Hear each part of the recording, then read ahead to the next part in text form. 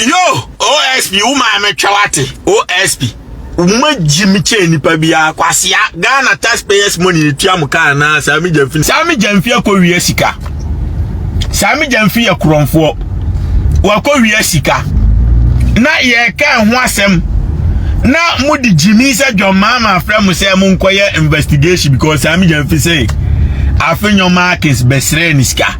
Na buyanti Ghana na Sami Jamfi no oye $1 your friend is Sami $1. Nipa ni ya Kromfo or taxpayers money or Chesika enti se obi Chesika no obi kwasrebia e de hen e criminal Jimmy enti investigation by Sami Jamfi Chesika o ibi ma grada mu amani tua dollars no egu ka boot no ibi ma grada mu e na o Chesika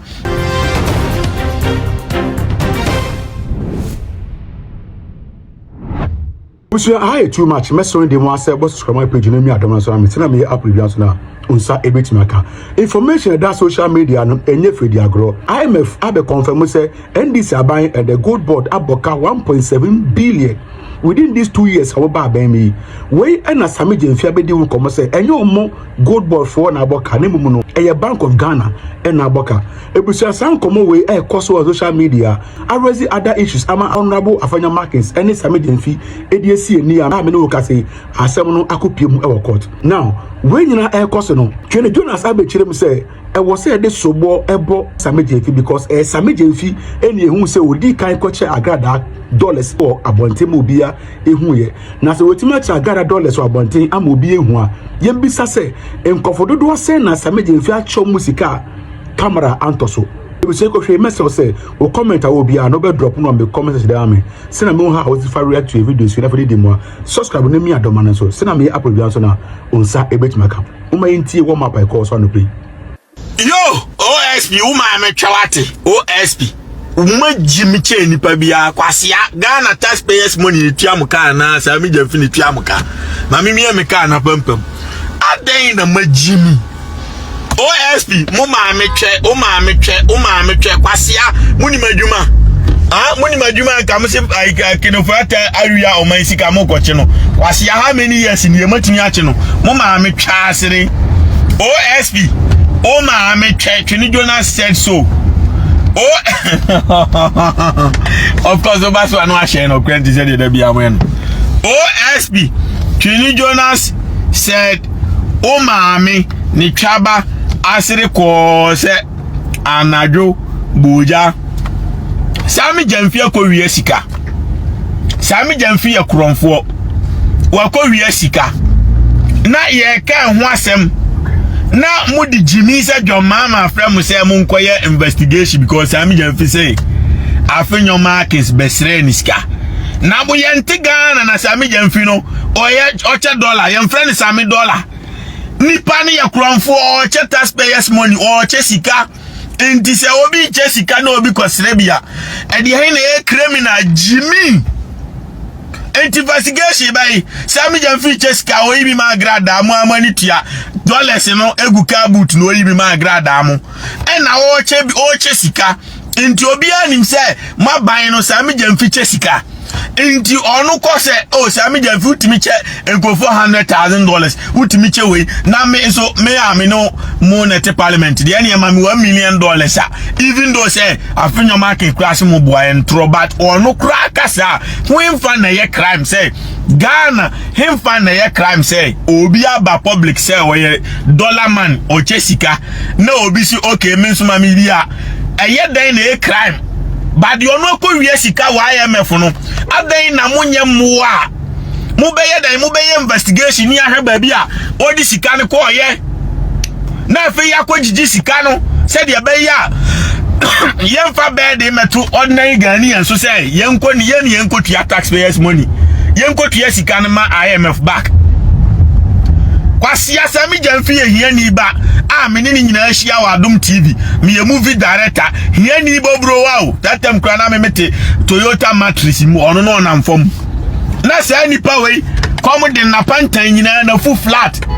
enra ya ma ban kan ba ya na fu adoa na ono anya $1 million akoto biography Range Rover no ono load $1 million agum no Chesika no enti nipa no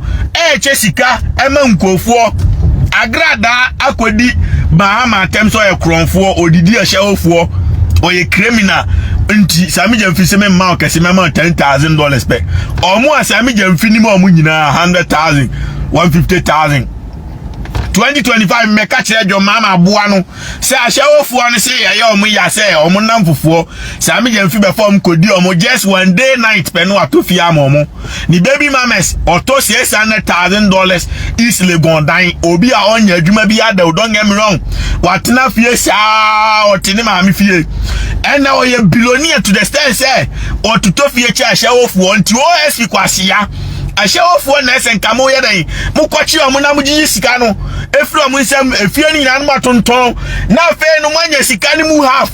Edi abebla IMF woni Jimmy say ye be investigation over afinyo markets muni twasere John Mahama 10 year bua kronfutachi amoa manya Jimmy amemo obi a obi sika kuno mempe Jimmy o kwasi amakoboka wa 1.7 billion Daya go kama miti afinyo markets correct electricity for so eno oboka 8 million Ghana cedis 8 million Ghana cedis ska Jimmy na me gacho se bicycle neguoro na 8 million o ka se mo si de o board chairman no wa boka anyo na risk asem so oje CEO ati say o gold board chairman onu na area ska no ana Sami Gyamfi na area Jimmy obi a board chairman ya onye CEO on control accounts on control he what you say ye committee about the border and your friend wo on ti obi Jimmy sana tie nyan dia o operate ade no electricity no on na problem no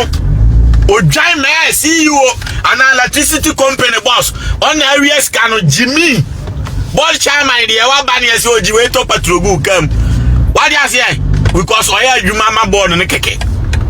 so awuni atia no I mention is na Pasiafu ade no mo rush say when taxi wuye anyway amenyina ice for nika na chi na memfa wo map na mra mo no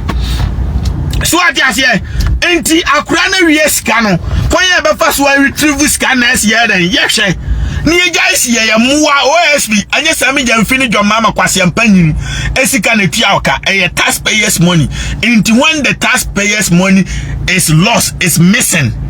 I was say nipa na sika na wawia no ono na center of concentration anya de okọ say kronfo ne mani kakra nto ne ho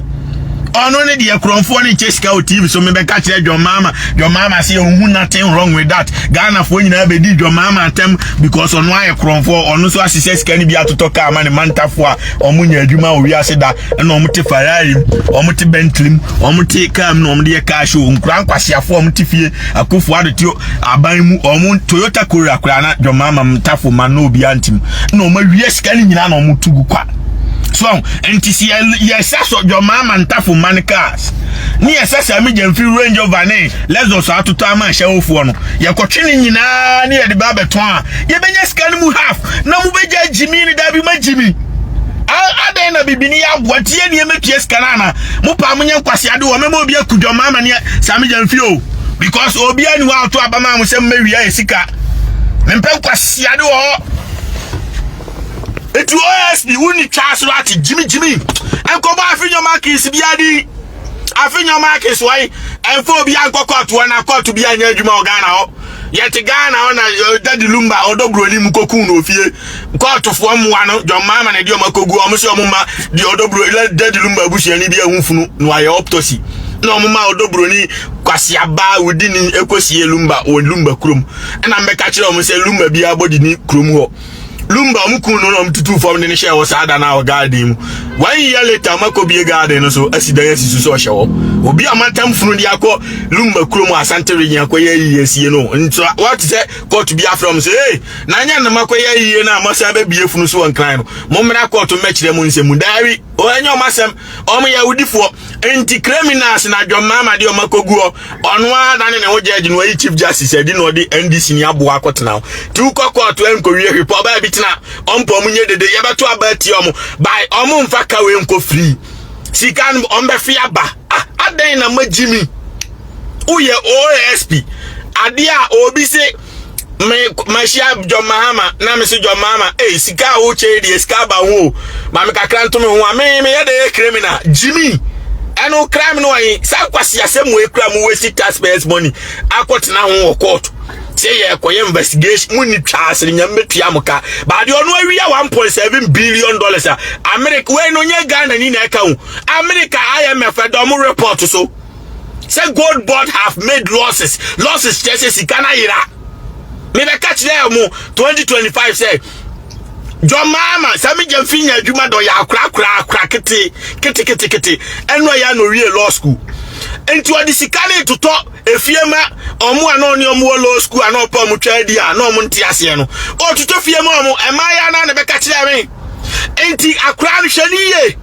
me be catch them wa se me bua bia bomidia NDC formwa mu momidia me be catch them se hwa akra di ye no nya sika na otogu no na de kasusuro baba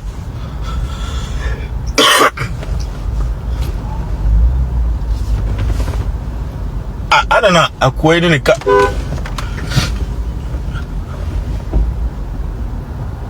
I said, my query.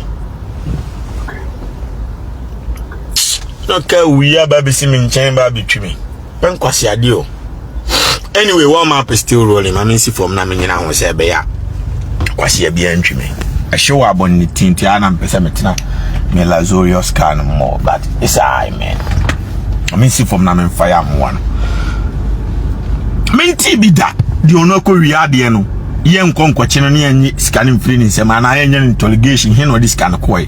ba di ono ka se kronfo no che scan ma me bi ento me hono ono na ye ko we si taxpayers money jo mama hu ni twase aboa nche won se na no me be enra be video na me free me I for there ba me catch them say NDC for the flan no mo frame say u bubu o mo market u be ma o ma dane akronfo mo ma nyina be dane akronfo me catch you say jai kwasia America adanya Biden asiasi wono Trump buy omuyo o to aso asibia ka ho sa ne ye no enti se office obi ti market e wo kwada so dwom na kufuo na si ya ana jeje na si ya mani ntina won ton na de o pe market for fresh ya ka kwaji bola kasiem asase na ye si market si wo sa ne ye no aboa tani kwasia ekufo frame anya de se Jonas obugu ye no kra ho ye bibi o wo bu agu na anda ne mfofo an ye tifie kwasia 2 years wo bibi ya nka waye anya no ade e be cha me ye de wa opposition na obubu nkofo market gu na omo kire kom ade ni jimi no eno me twa me free Maryland e ba me twa kire ma America over 300 million population market bia ya tum na about 12 am koye sa video no e da YouTube the American po market no yetum anadwoa how much more than Ghana na ebe run 24 hours Ghana kronfo nko ano wane koto ntosi ni nyado anadwo abua kafa sikali bia factory na ja chimino market bia ni wi ase ayeren e run 24 hours mama clear example say Ghana no maton si di wo market sa yetimi kokuro bi so na market day ne mai nti ya twen 3 days ansa na market day na so ansa na nipa ba kuro mu abetade eye Kumasi ni nkran ko eno kura Sunday no obi a mebie store omu nyina kwa asore nti there's no way say market bi be running e wo Ghana 24 hours a wo do jimi bubu nkofo market gu ama ma beda ne ahiafo omu nye de tori ane mo mani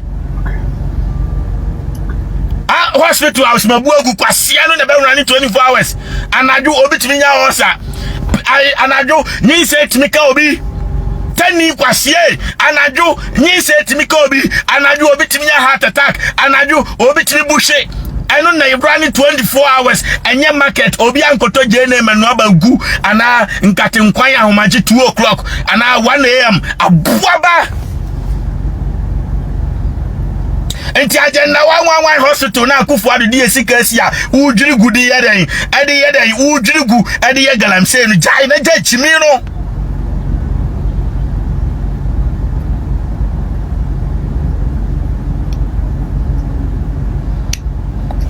mesra ndisi ni bia ja mumienya chimi ni anwini o Ghana ni ya dia Yeni baby akọ say Kufuor be waste yesika dia build the agenda one hospital na John Mama 10 year boade one day di budoze edwiri gu fam na mu nyina mo se mo ya mmoa because of your NDC ni nti wa adwen ya adwuma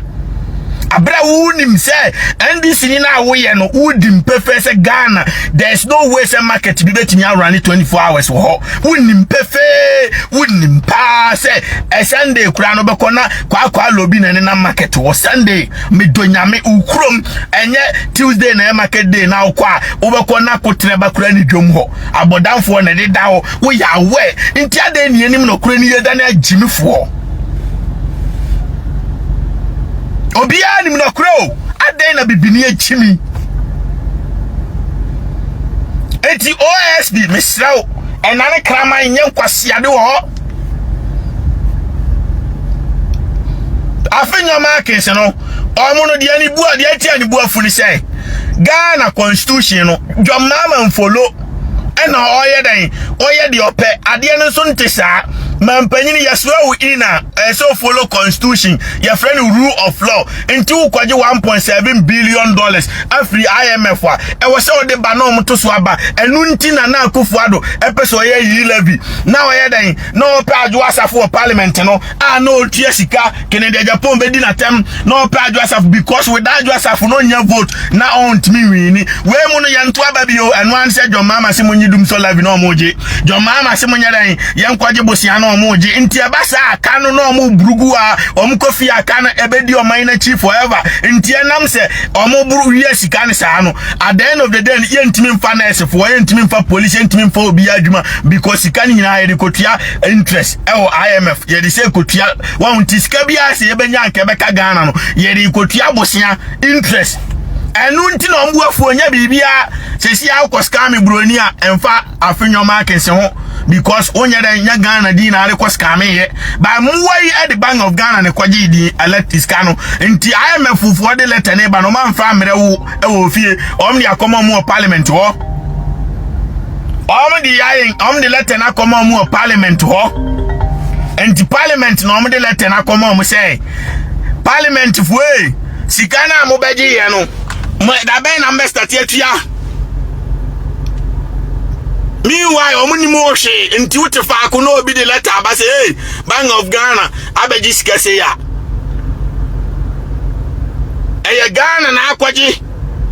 e say IMF wo form ho se moto aba o approve yo man anto mo president ndi mu ni na beji ye nti eye o man ni ka so nti the first John Mama abopa Kevin Taylor munchantro we munchantro muno yama muskani bi ba wo kwase ampanyi wanya skani bi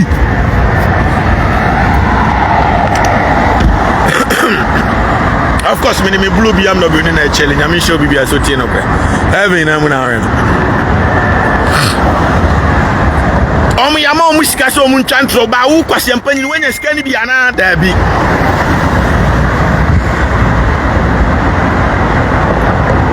Enti sa finyo markets koye electricity chairman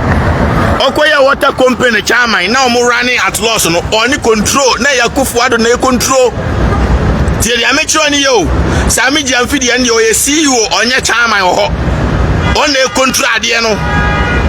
enti chairman different chairman say board chairman no e kire say company we na won ye be free meeting ti say me say manaf ba ko e PTA chairman wo school bi on control school no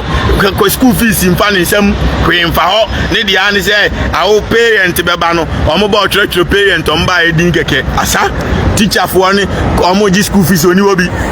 headmaster Ethiopia aka oni ho omo man hwe di omo ne man aye pen ni pipa and omo de man o ye board chairman sana o ye board chairman etie wadia say but we CEO a na o control bibia o control securities o na o control operation ni nyina te say Sami Jamfidi ene tie no enti say me say Sami Jamfi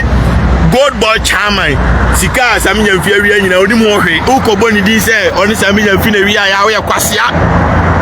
Wawuni ade tie no sika no mawia no eye John Mama o hwa IMF wodi di book so eye John Mama ato forcing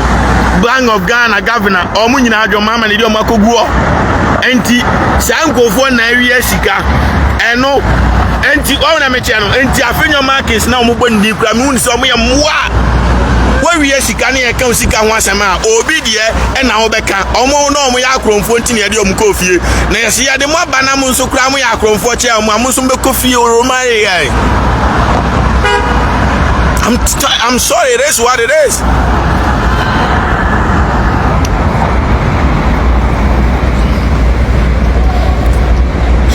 I say fire UCG, they are stealing too much. Your mama and I see your mumiamo. Your mama and I see your mumiamo. And when I son or Sandy, you do so live via Kogu Petro, so and a petrol in the boy thing. On your quasia.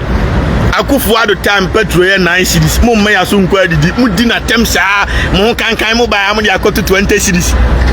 Na 20 cities no. Mo nsenti awa kesika o. O ba 10 ya bua wa wiya koko fu sika. 10 kwa champagne ni koko farmers wa wiya musika. On na wasan to petrol man no pa wiya nwumre dwo mama kwa champagne ni ti sa na kuafo nya de ni di. On beto tia o. And this map will be Jimmy no Jimmy o enti manya 1.7 billion area wa IMF we are forcing consumers and we asos enti dia pa na this kan koye enti OSP abuwe kan fresh am jemfi kwasia no na be ahyewofo na atoto fia ma mo agenga no any transaction mo kwagigi fie na mo pama mo mfirim na mo nto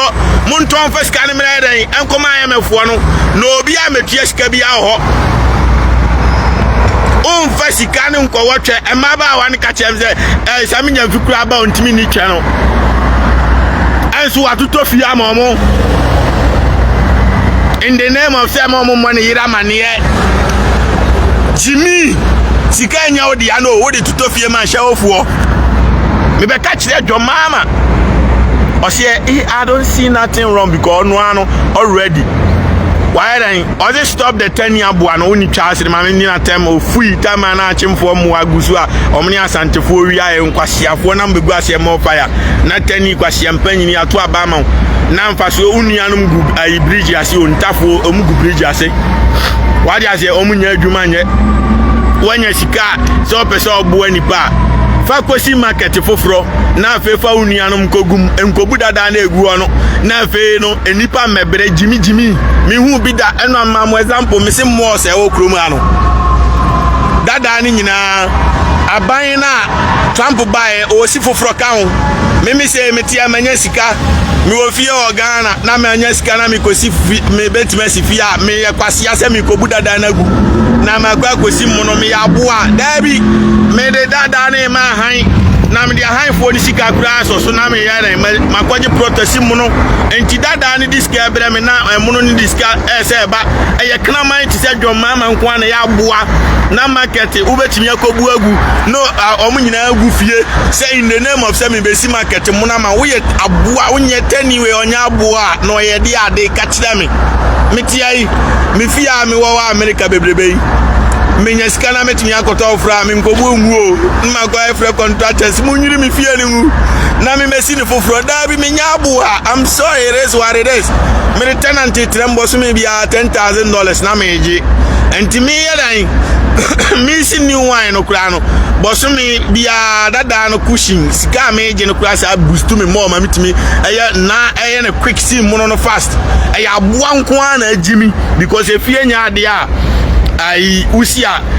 next year so si foforo da bi usia timi last 100 years market na adwoma ma ebu no Akufo-Addo waste yesika millions of dollars na this year saa na jeje yusu millions of dollars na this year enti say omo be waste ti say agenda 111 hospital adwoma ma di budoze ebuguri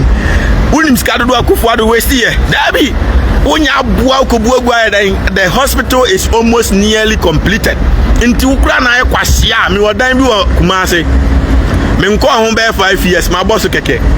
enya hwe ne si won ti se unkoye hospital na Germany si wa ban foforo ba no aye na sebu nipa nkwa okro no mo si wagimi bebu atu agu na de ama Ibrahim ama kraman so fa asase nye galamsi a wo ya boa